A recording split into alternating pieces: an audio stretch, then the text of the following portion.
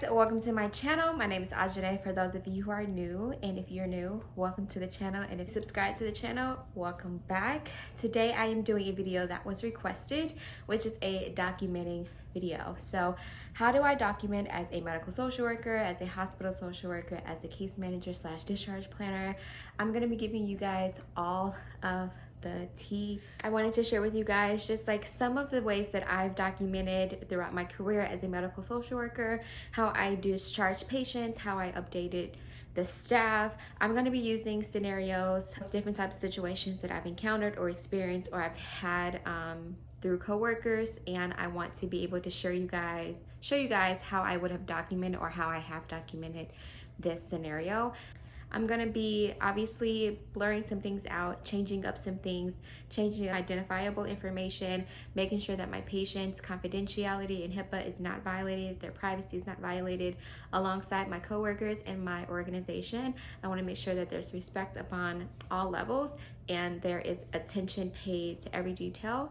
So please make sure that you like the video because this is a lot of hard work, changing up details, rearranging things. I want to be able to show you guys an authentic side of discharge, planning and case notes, and how to be able to communicate whatever it is that you need to communicate through that. So I'll be making up scenarios and giving you real life scenarios, but obviously I will be keeping some information to myself in order to make sure that I am respecting HIPAA and privacy and confidentiality. So I hope that you guys enjoyed the video. Please make sure that you thumbs it up, that you like it, that you subscribe for the video, for more videos, and continue watching and coming back for more social work content, professional content, and other things related like travel, day-to-day life, and just everything about me. So I hope that you guys enjoyed, and let's get straight into the video. Hey guys, so because of the nature of this video and the type of style that it is, I'm going to be breaking up the video into several different pieces. So there's going to be videos that are strictly for documentation, how I would document. I'm going to give you a scenario and then tell you how I would document it. And then I'm also going to be showing you some documents, and then I'm going to be showing you how I would write it. So I'm going to do a screen share of how I would write up a note with this scenario. And also I want to give you some tips, things that I always do when I'm documenting, things that I try to remember when I'm documenting, and also give you types of assessments, how our assessments kind of look through my organization. Obviously there's some things that you would obviously change or adjust to meet your client's needs, and that's perfectly fine. But I know that that was something that I was nervous about going into grad school, was doing an assessment, because each place kind of does things a little bit differently, and although some of the questions are generally the same, you want to make sure that you remember how your organization kind of makes things flow. And there are certain things that if you're working in a medical setting, whether that be a clinic or a hospital, certain doctors want certain information or need certain information, and just in case you only have a one-time opportunity to meet with this client or their family members, you want to make sure that you get as much information as possible, just in case there needs to be a report made to the police, or a children's division report, or an elderly abuse case, or just overall for a referral. So it can be as simple as that. So just make sure that you are getting as much information from your clients as possible.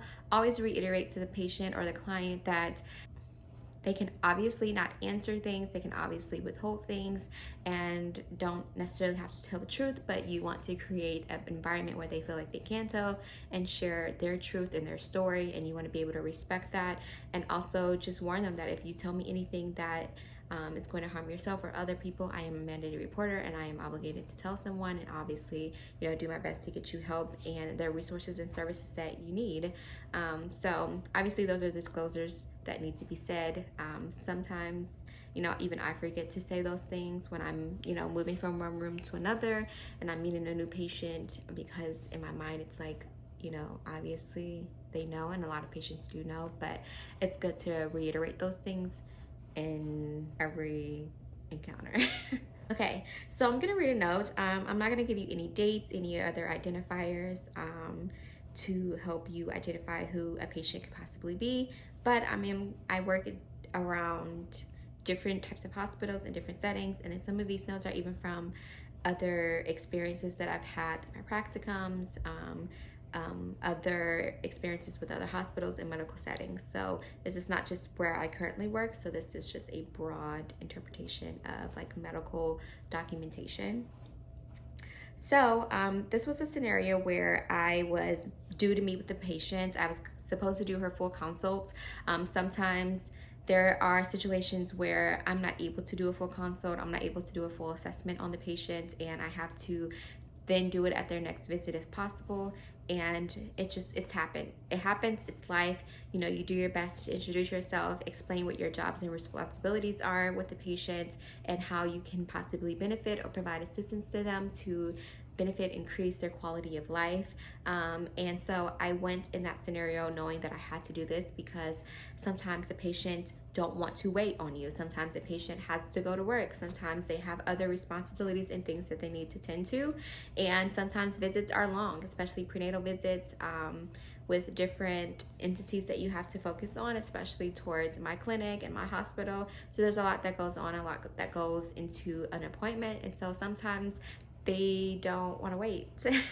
So it was getting to that point where it was later in the day, and I made the decision that there were no immediate needs for the patient, and that it was fine if we followed up. But I had to, talk to her and ask her if there's any immediate needs.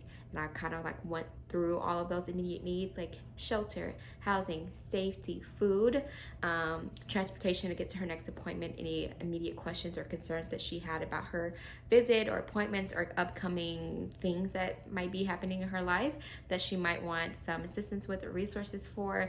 And if she's declined those things, then I just inform her that I'm a social worker, a medical social worker. I'm here to assist you throughout your pregnancy, throughout your journey, throughout your medical care with us.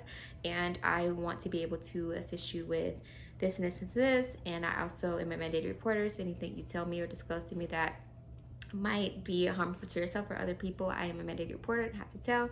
I also have to make a newborn crisis referral if there's going to be drugs throughout the pregnancy use, and that includes marijuana in the state of Missouri. So that's kind of like my little spiel. So like I said, I was, meeting with patients. I checked down that list of immediate needs, made sure that she didn't need anything. She declined all of those other services. So she had basically, things set. However, she did express to me some of the things that she did want to work on throughout the pregnancy. And so this is my note. Due to patient's extended visit, social worker met with patient briefly. During this time, we discussed social worker's role and how social worker could be helpful. Patient expressed her stressors. I put in parentheses, substance use, death in family, father. I put FOB because that stands for father of baby. Father of baby concerns, etc. Some of these issues she's currently experiencing. She states that she'll be looking for more housing tomorrow and would like to move as the current environment isn't benefiting her, nor would she deem it safe. So I know that I said that I've went through all of the safety things, and now I'm saying that the safe place that she says isn't safe. So what she was talking about is that like it's not safe for her growing family. She recently had to take in a family member, and they are not in an environment, they're not in a situation that she would deem safe. So now she feels like her housing situation isn't safe, so she wants to move. It wasn't an immediate need. She did feel safe enough to sleep at her place and stay there. And even if I did provide her resources, she was like, I'm gonna stay at my house. Like, I just want to move to a better neighborhood and better environment so that I'm kind of away from my family and have a little bit more, privacy and isolation from them. So social worker informed her that her next visit, she will complete the social worker will complete the consult. Social worker assisted her with a cab ride home for her and her child, who accompanied her to the appointment. And then I signed my name and my number. And so that's just one example of me kind of like introducing myself to a patient and not necessarily having a lot of time to do a full assessment on her. Okay, so this next note is about a patient who's been coming to her appointment and I was called in to meet with this patient to assess her needs and to inquire about substance use and establishing treatment services and more support for her. So I do kind of have a rapport with this patient. She does meet with other social workers and other community agencies that have assisted her thus far, but I do have a little bit of rapport for her. We do have a relationship that she does feel comfortable explaining things to me and telling me and disclosing certain things to me that, you know, I feel privileged that we do have that relationship, especially because we don't necessarily know each other or encounter each other every single time. So this is the note. Social worker met with patient during her scheduled blah appointment. She reports she's doing well and informs social workers she has relapsed. Patient expressed she does not have any excuses, and I put things in quotation marks, so doesn't have any excuses and takes accountability for her actions. Social worker inquired if patient has been using her resources to assist her when challenges or difficulties come up. Patient reports she's still meeting and seeing her counselor regularly. She's still actively getting her treatment from this place. Obviously, I have to blur that stuff out. Social worker and patient discuss patient stressors and some alternative ways to handle and address her feelings/emotions.